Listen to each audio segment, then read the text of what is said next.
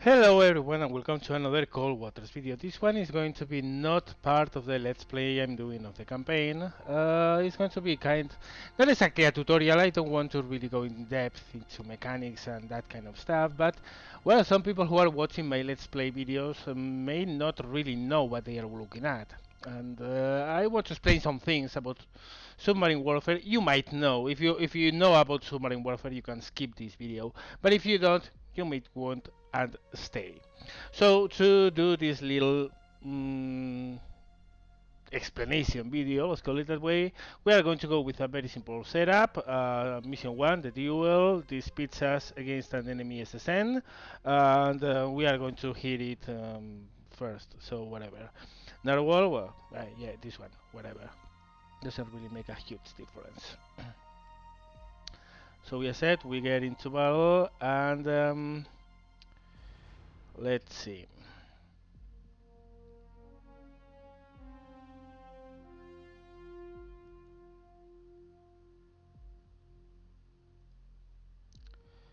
Okay, we have some information here. Very weak surface duct, very weak thermal layer. We'll explain obviously what a thermal layer is. Let's close to, let's begin from the farthest we can. Okay, we have two contacts, not just one. First, let's ID. This is a narrowband projector. This its vessel emits its noise in different frequency bands. That is because, well, the parts of the equipment which are making noise, well, they vibrate, they emit noise, especially at some specific frequencies. They are not making white noise, they are not emitting in all frequencies at the same time. So what we are doing here, because we have a library of signatures, is to choose the narrowband picture that looks the closest, and one of them looks like a biological humpback. Yeah, that's a whale. You can detect those, which is pretty cool. Okay, the other one, 01. This one is a lot less noisier. You can see we only have two bands here. That means that we are receiving a very faint signature. You can see only 3 decibels. Where is there to the north? Let's change a little bit our direction. But with those two bands, we can start looking for possible targets. We know it's a submarine, so we want to stay in the submarine, and we know it's an SSN. Yeah, that's a whale singing. Well, looks like probably it's an alpha. There. Okay, let's go back to our submarine because listening to a whale singing is not exactly the idea I have of fun. The pings you are hearing are sonar noises, active sonar noises. We are receiving pings from the enemy. I'm totally cool with that because I know I'm not giving away a return. How do I know that? By looking at the information graph I have down on the right. You can see there SNS computation contact -16 medium frequency active, -37 low frequency medium frequency passive. This means that the active sonar of the enemy is going to give him a signal, a net signal of -16 decibels. Obviously, that means that he's not going to hear shit. The ping is strong enough for us to hear it, but it's not strong enough to reach our position, reflect on our sub, go back to his sub, and for his equipment to receive that signal. So even if we are hearing some pings, we can be pretty cool. -38 LFMF passive means that the low frequency medium frequency sonar this submarine, the Alpha, has That's the bow sonar, that's the normal sonar in the bow. That means pretty much the same. That means that right now he's not going to hear us at all because we are so silent that the sound doesn't reach to him. Now I would begin to be worried when these numbers go on the positive, particularly so when they are over 5, and I will be mostly sure I have been detected if either of these is over 10. Because to get an initial acquisition of the enemy you need more than 10 decibels in any of your sensors. Now over the SNS computation contact we have seen, there's the signal strength of ownership. Well, this is the signal strength we are receiving through different channels. You can see minus 10 medium frequency active. That means if I go active with my active sonar right now, I'm not going to receive the ping back. So it makes no sense for me to go active right now. By the way, if I go active, I won't see the enemy submarine, but the enemy submarine will hear my ping. So he will have an idea first that there's an enemy submarine close by, and second, the bearing towards that submarine. Then we have a 3 LFMF passive. This means that our bow sonar, the sonar in the bow of the submarine, is receiving 3 decibels of signal. This wouldn't be enough to establish a first contact, but is enough to keep an already contacted submarine in our screen. And finally, 12 BLF LF towed. That means the very low frequency towed array, which you can't see because it's not represented in the 3D view but is abstracted, is receiving a signal of 12 decibels in strength. So that means that it's strong enough to make a first contact, and that's why we got this in our map to begin with. Now if we go to conditions, we can see several things. First, we are above the very weak layer and we are into the duct, what is called the surface duct. Now, I'm not going to go into deep physical explanations of why this happens, but let's say that usually, and especially in deep waters, there's a thermal layer on the sea. This is because the surface waters of the sea, they are subjected to the sunlight, to the air, to the temperatures above the water. So water close to the surface tends to be warmer than water under, well, very far under the surface. The thing is, it's not a gradual process. I mean, it's not that the temperature decreases linearly with depth, right?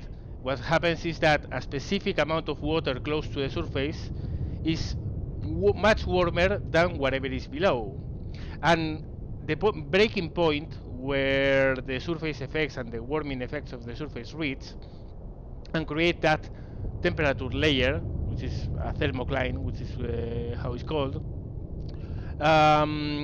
What happens is that at that point the surface stops having any effect, and from that point on the change of temperature, which is tends to go down to 4 degrees down at the bottom of the very deep sea, is constant.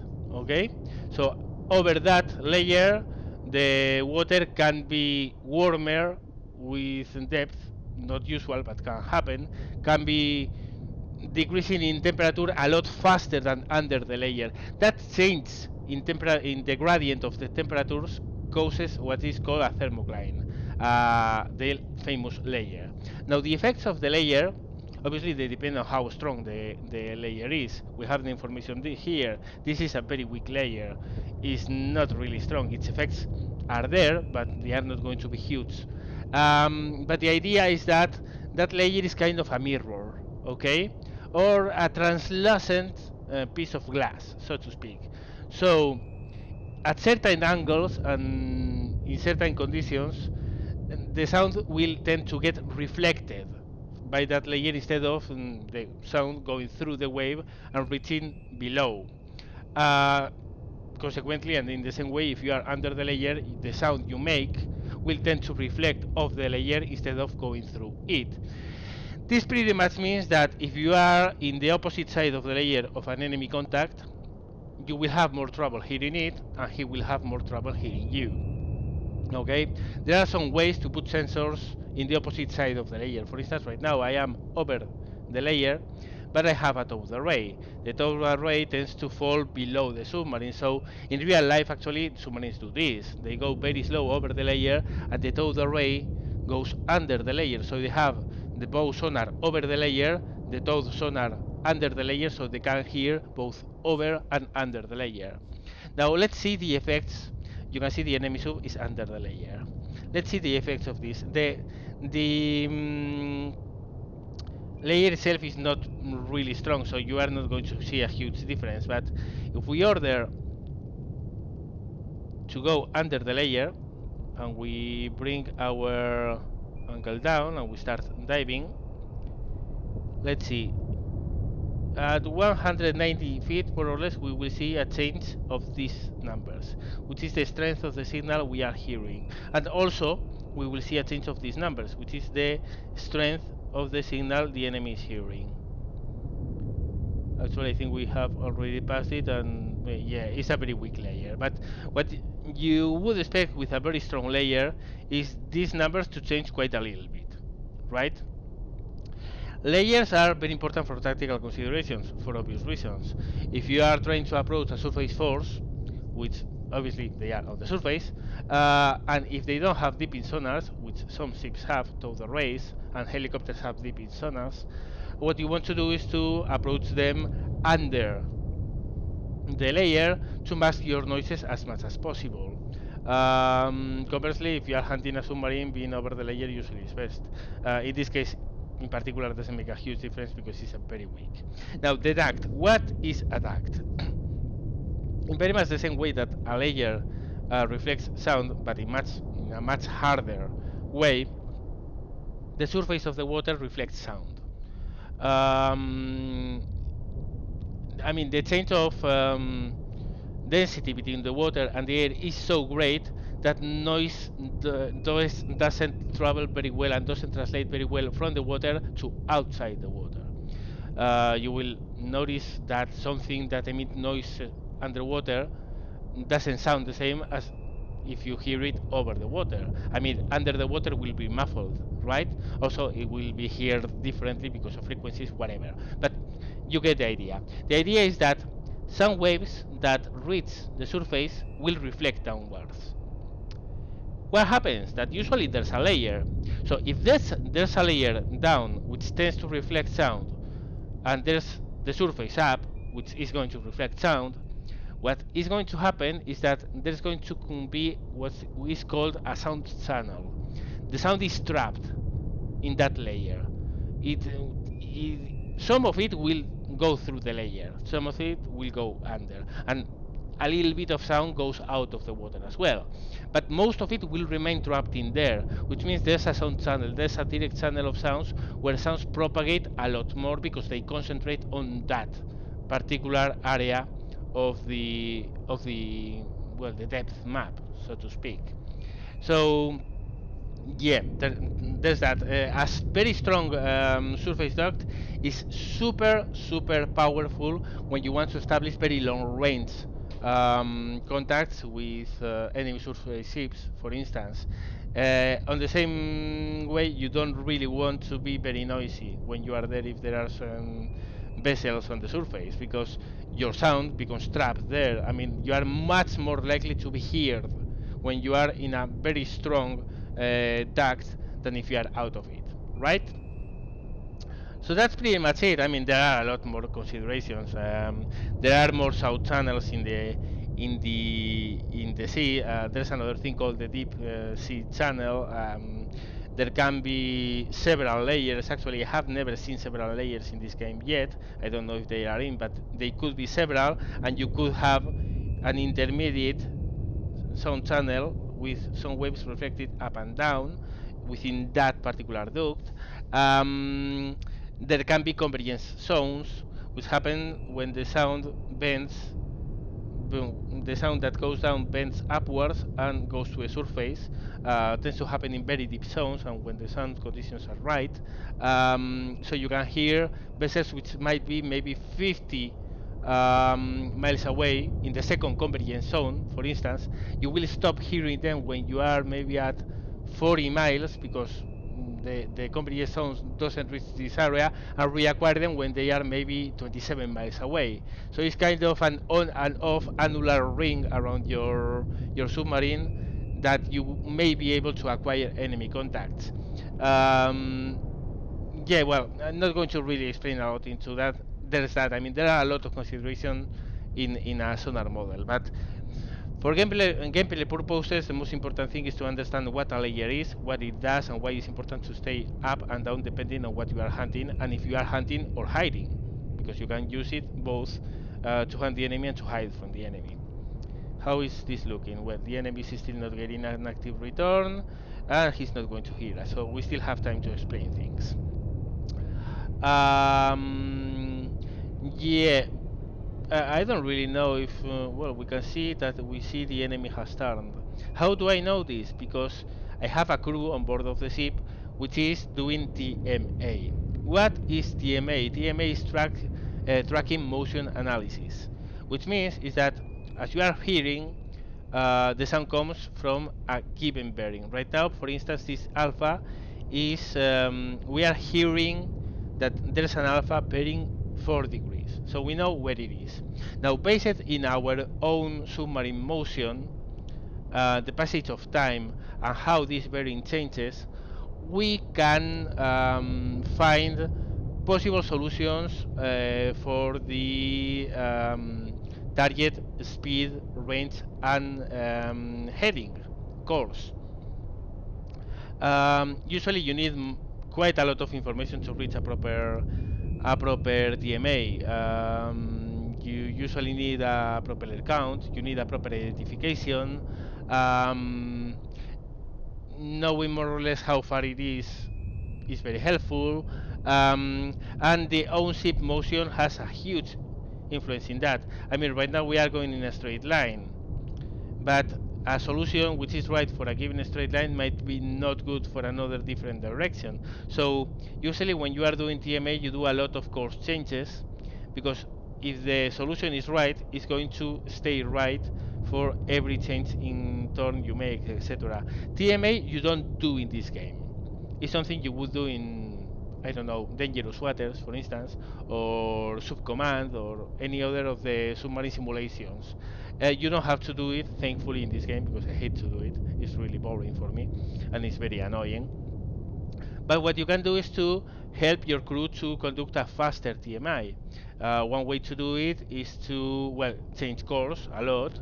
Another way is to ensure that the rate of bearing changes very rapidly, because if an enemy is coming directly for you, for instance, you might be able to know that it is coming for you, but it's very difficult to know how far it is, how fast it's coming, because it's going to give you just one bearing, right? If it's coming straight at you, you only will hear it at that bearing, and then you won't know how far it is, you don't know how fast it's coming, you don't know anything. You know it's there, but nothing else. So the more change of bearing over time, the better solution you will get. So for instance, in this case, if I didn't have a proper solution yet and I was trying to help my team to get a proper TMA, what I would do would be to turn right. So he's moving leftwards from my point of view. I will move right to increase the rate of his change of bearing towards me, so the TMA guys have a better job at getting a proper solution, right? If it makes sense. Another thing you can do is to increase the sound you are hearing. I mean, if you the loudest signal you receive, the much better for your TMI guys. So if you are under the layer and the contact is over the layer, a way to increase the rate of your TMA analysis is to go on the same level of the layer to receive a much clearer signal, so the TMI guys have a better time to do it. So a lot of times when you see me maneuvering while analyzing a contact, you will, I'm not going to say it all the time, but in my mind is one of the considerations. Do I want to be in a parallel course and then have a more or less steady rate of bearing, or do I want to go opposite course to have a very fast change of bearing, so the TMA guys have a better chance at doing it. Once I have a full solution, of course, you don't need to do that, because you know where the enemy is, you know what the course is, you will know the possible changes in speed, direction, etc. So it's very easy. Once you have him located, it's very easy to keep track of his particular location. But sometimes it takes a very long time to get a proper hit on where the enemy is. What else? What else? What else? Um,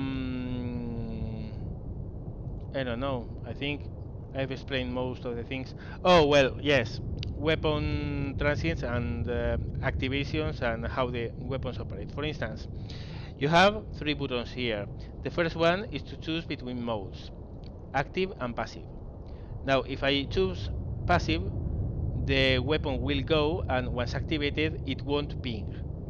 Now, what does it mean? It means that the enemy won't hear its sonar, and if it has detected the torpedo yet, it won't react until it actually hits the torpedo. This is quite useful for enemies who are traveling very, very quickly, because they are very unlikely to hear the torpedo from very far away.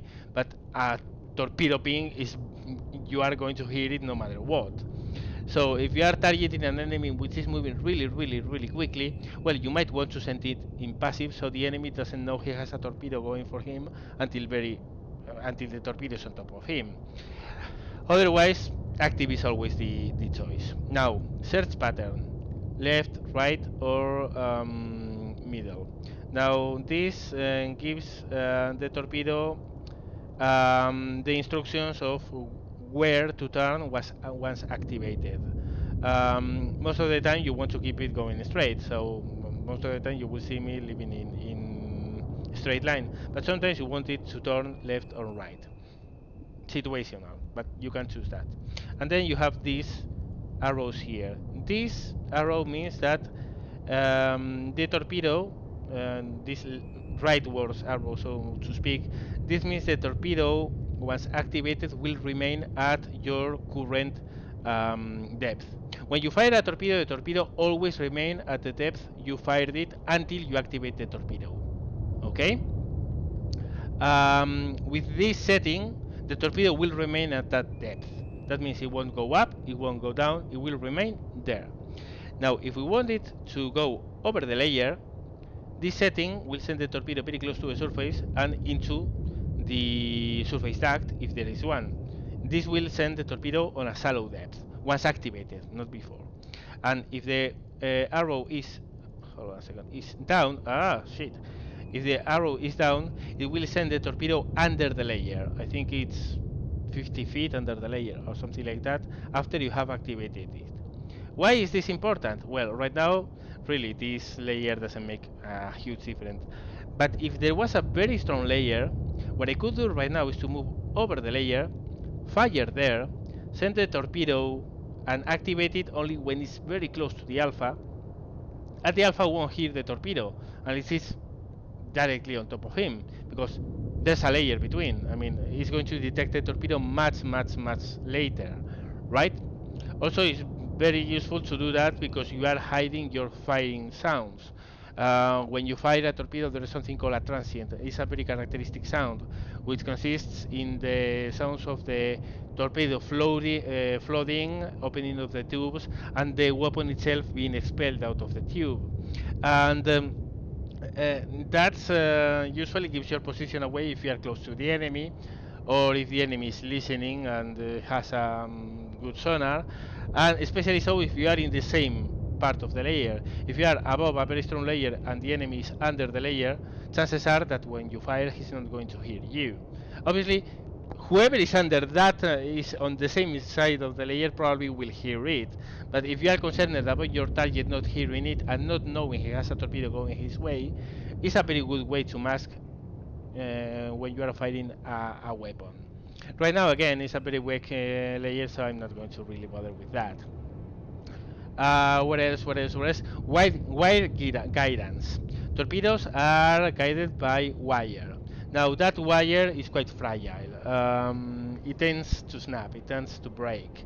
In order for it not to break, well, you want to keep your submarine moving at a very slow rate. You really want to be firing the torpedo in a course very close to your submarine heading, because then there's as little twisting of the wire as you can, etc.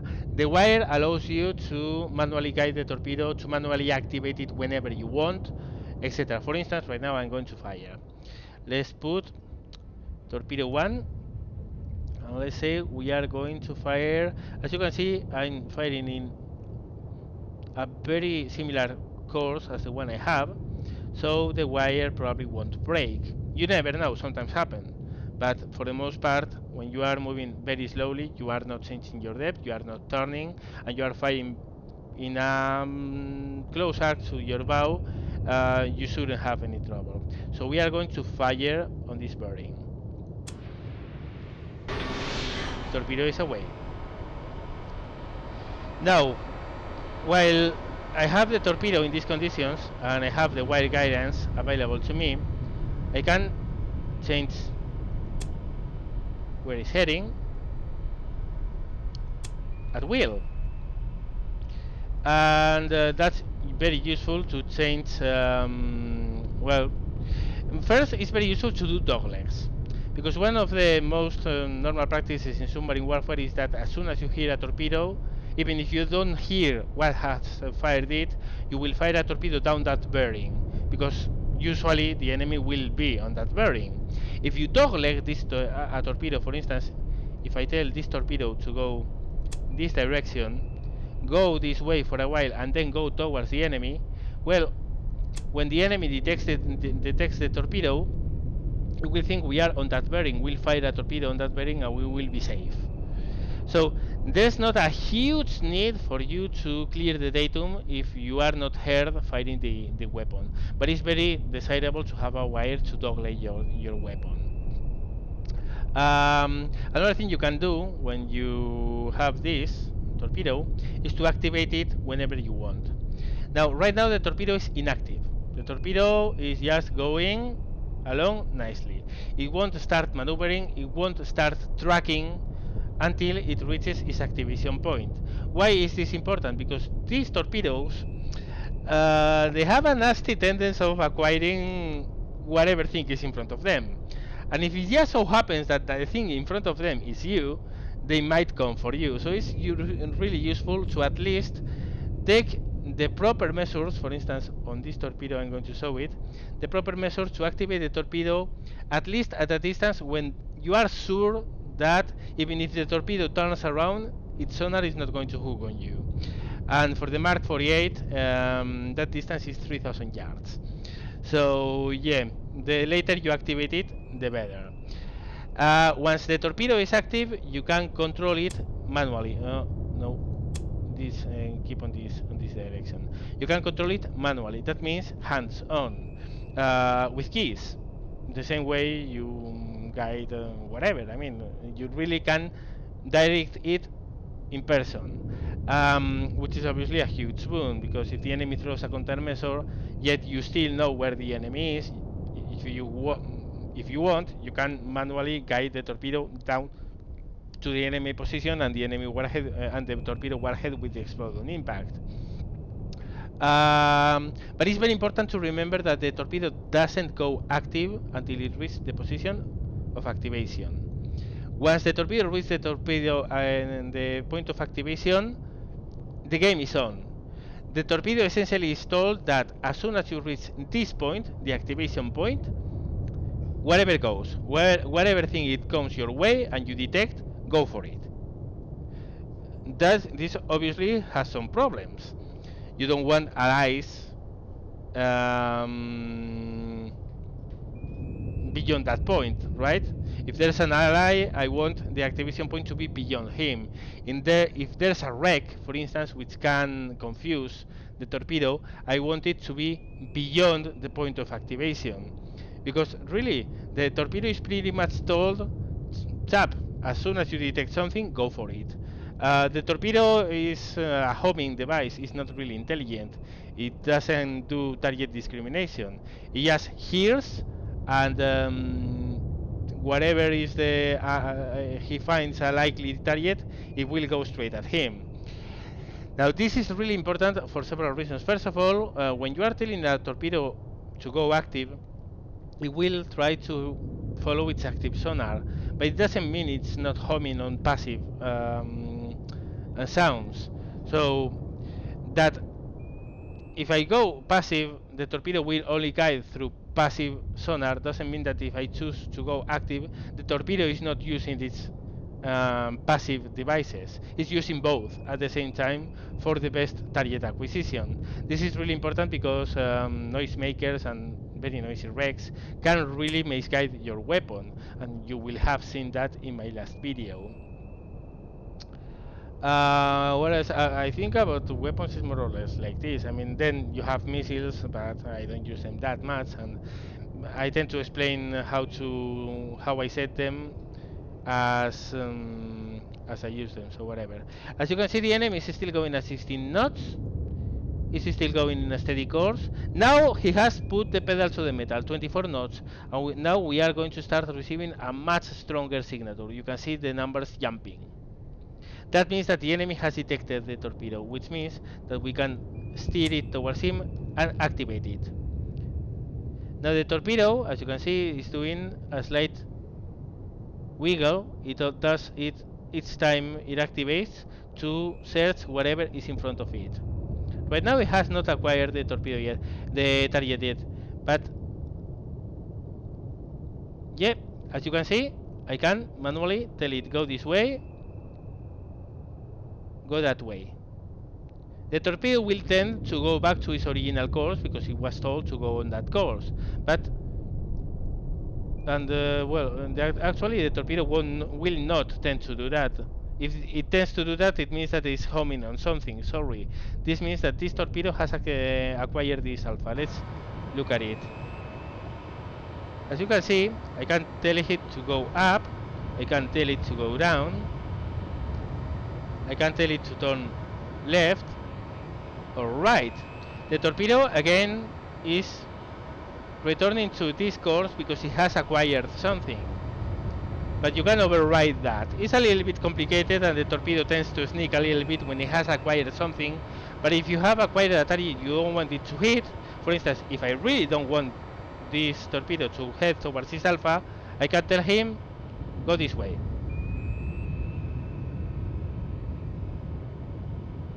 And there you go. Now the torpedo is not trying to return, but if I tell the torpedo to turn, you can see we have a red signal. That means the torpedo is homing on something, and now if I try to turn it, it will return to its original position. Keeping your wire is tremendously useful. By the way, that thing is moving at 42 knots. Blasted alphas, how fast they are. The Mark... sorry for that. The Mark 48 travels, I think, at 50 or 55 knots. I'm still not sure of which version is in the game. But yeah,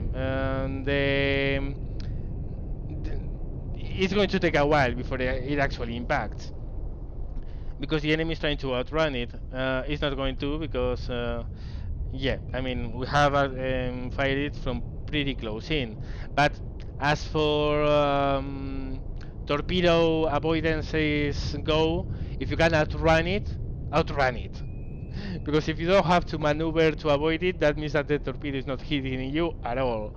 But most of the time, and if the guy who has fired the torpedo knows what he's doing, he will fire only in a scenario where even if you go at full speed in the opposite direction, the torpedo still will hit you before it runs out of fuel. So that's what the Alpha is doing. The Alpha doesn't know where I was, doesn't know how long this torpedo has been going before it acquired it. So right now he's putting his hopes that the torpedo runs out of fuel before it reaches him. Fat chance, because it's not going to happen. The torpedo is going to impact him before it outruns it. But we will see that As the torpedo comes closer and closer and closer, he will start maneuvering and try to avoid it. He will start deploying noisemakers, that kind of thing.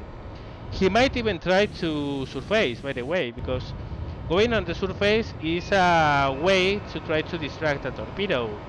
As I told you, the surface reflects sonar.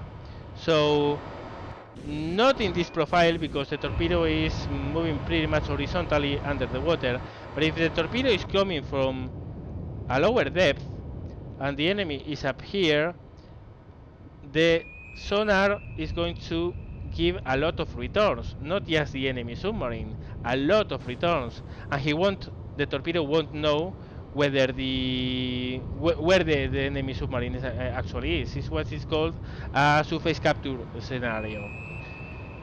So sometimes the enemy does that. I think the Alpha has actually surfaced in this case. Now you can see the torpedo is confused, but I can tell him, dude, go that way. Now I'm manually guiding it, and now it has reacquired the target. Now it's confused again because of the noisemaker, but I can tell it, dude, go this way. As we know where the enemy submarine is and how it's moving, we can manually guide it. Right now I'm manually guiding it, and I'm going to manually guide it until boom. Did we sink it? Yep. Torpedo straight on the aft side of the hull. That usually kills anything. Okay, more things. Noisemakers. What's a noisemaker? Noisemaker is a can which makes a lot of noise and creates a lot of bubbles. Now the noise confuses the torpedo passive sonar. As I told you, even if the torpedo is active, it's still listening. It confuses the enemy passive sonar, and the bubbles on the water create a solid wall which reflects active sonar. So when a torpedo is coming this way, for instance in this profile, he will have this target and won't really know if it has to go for this or for that. So it's a quite a 50-50 chance, but usually they go to a noisemaker because the noisemaker really give a huge active sonar returns, and they also make a lot of noise. So the torpedo is really fooled into thinking that's the actual target. What else? MOS.